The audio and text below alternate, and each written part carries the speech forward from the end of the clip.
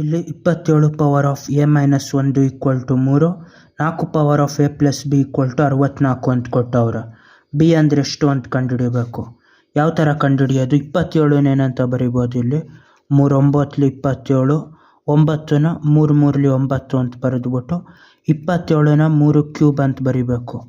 ಅದೇ ಥರ 64 ಏನಂತ ಬರಿಬೇಕು? 64ನ 4 1 4 6 2 ಬಂದಾದಮೇಲೆ 4 6 24 ಆಯಿತು. ಅಲ್ಲಿಗೆ 4 16 64, 4 4 16 ಅಂತ ಆಯಿತು. 64ನ 4 ಕ್ಯೂಬ್ ಅಂತ ಬರಿಬೋದು.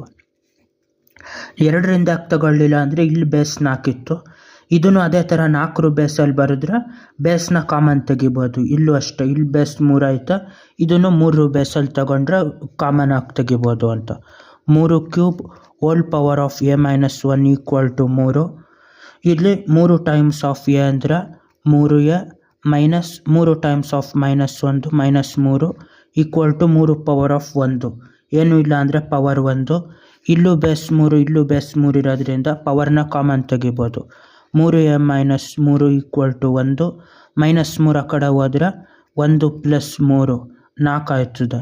ಎ ಅಂದರೆ ಈ 3 ಡಿನಾಮಿನೇಟ್ರಿಗೆ ಹೋಯ್ತದೆ. 1 ಪ್ಲಸ್ 3 4, ಇದು ಈ 3 ಡಿನಾಮಿನೇಟ್ರಿಗೆ ಬಂದಾಗ ಎ ಈಕ್ವಲ್ ಟು 4/3. ಬಿಗೆ ಅದರಲ್ಲಿ ಮಾಡಬೇಕು.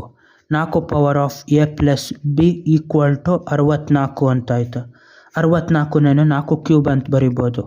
4 power of A plus B equal to 4 cube. ಇಲ್ಲೂ ಬೇಸ್ 4 ಇಲ್ಲೂ ಬೇಸ್ 4 ಇರೋದ್ರಿಂದ ಪವರ್ನ ಕಾಮನ್ ತೆಗಿಬೇಕು. A plus B equal to 3 ಅಂತ ಆಯಿತು.